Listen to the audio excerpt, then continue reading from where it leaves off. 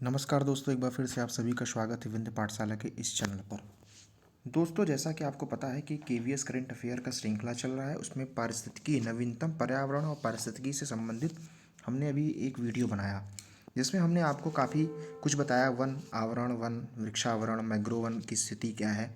अब आपके सामने एक कुछ और भी पर्यावरण से संबंधित एक वीडियो और भी पर्यावरण से संबंधित बना है, जो रामसर साइट से संबंधित है।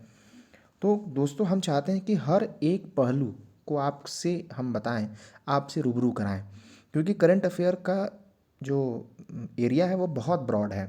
तो दोस्तों, उसी श्रृंखला में छोटे छोटे वीडियो आप खाली हैं देखते रहिए, 2 बार 3 बार देखिए कम से कम एक वीडियो को। आपको याद भी होती रहेंगी चीज़ें, और आप न चाहते हुए भी आपको कई चीज़ें दिमाग में घुस जाएंगी। आप कुछ काम कर रहे हैं, आप हाई स्पीड करके देखिए, 2 टाइम्स करके देखिए। तो मतलब आप कुछ भी करिए, इसको 2 बार 3 बार देखिए, शेयर करिए, जिससे आपको क्या होगा कि आपके पास भी कुछ न कुछ जानकारी होगी, और जिसको शेयर करेंगे उसको भी मिलेगा कुछ न कुछ। तो अब बात करते हैं COP26 कॉन्फ्रेंस ऑफ पार्टीज। जलवायु परिवर्तन को लेकर के यह सम्मेलन होता है।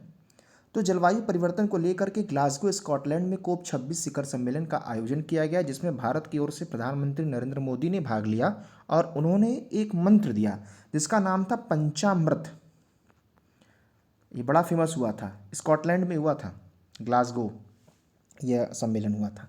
पंचामृत में क्या था? पहला, भारत 2030 तक अपनी गैर जीवाश्म ऊर्जा क्षमता को 500 गीगावाट तक पहुंचाएगा। गैर जीवाश्म ऊर्जा मतलब जो रिन्यूएबल टाइप के रिसोर्सेज हैं, उससे वो 500 गीगावाट तक इलेक्ट्रिसिटी या ऊर्जा को पैदा करेगा।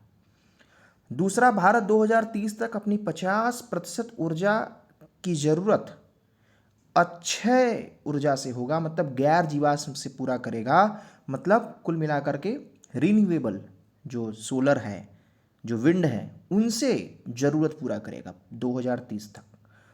2030 का ही लक्ष्य है। तीसरा, भारत अब से लेकर के 2030 के कुल अनुमानित कार्बन उत्सर्जन में 1 बिलियन टन की कमी करेगा भारत। नेक्स्ट, चौथा, 2030 तक भारत अपनी अर्थव्यवस्था की कार्बन तीव्रता को 45% से भी कम करेगा। और पांचवा है, 2070 तक भारत नेट जीरो का लक्ष्य रखा है, मतलब कार्बन उत्सर्जन जीरो। ग्लासगो में आयोजित COP26 सम्मेलन में प्रधानमंत्री नरेंद्र मोदी और तत्कालीन ब्रिटिश प्रधानमंत्री बोरिस जॉनसन ने संयुक्त रूप से वन सन वन ग्रिड और वन वर्ल्ड और वन ग्रिड पहल की शुरुआत की। One sun one world one grid पहल की शुरुआत की है। और आपको बता दें, जो सोलर अलायंस है, सौर ऊर्जा को लेकर के जो भारत और फ्रांस मिल करके बनाए हैं, वो भी भारत की ओर से एक अच्छा कदम है रिन्यूएबल एनर्जी रिसोर्सेज को यूज करने का। बाघ की गणना रिपोर्ट 2018 ये प्रकाशित हुआ था 29 जुलाई 2019। 29 जुलाई का मतलब बाघ दिवस। बाघों की कुल संख्या भारत में 2967।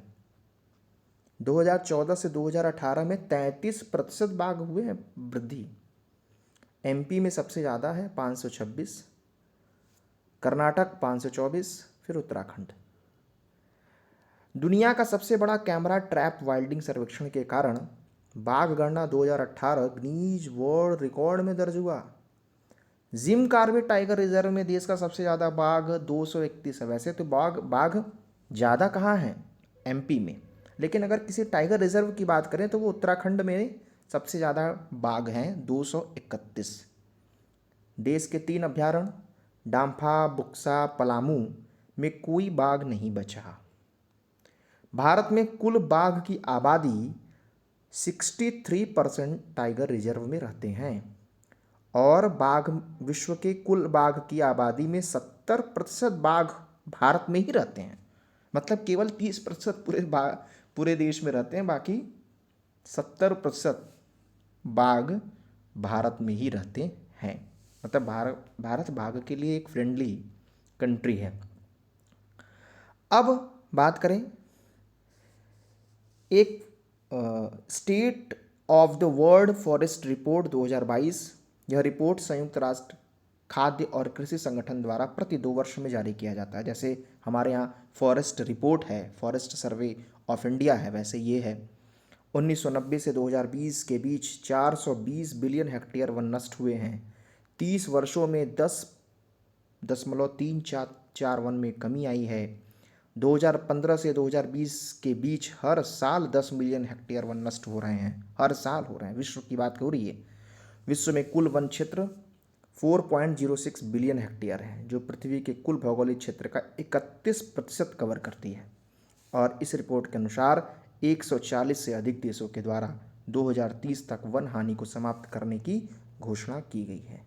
तो दोस्तों, ये वन रिपोर्ट आपके सामने बाघों की संख्या और भी बहुत इंटरेस्टिंग चीज़ें जो पर्यावरण से संबंधित है, हमने आपके सामने रखा। मिलते हैं नेक्स्ट वीडियो में कुछ और भी करंट अफेयर की नई दुनिया के साथ। तब तक के लिए नमस्कार। जय हिंद, जय भारत। Take care.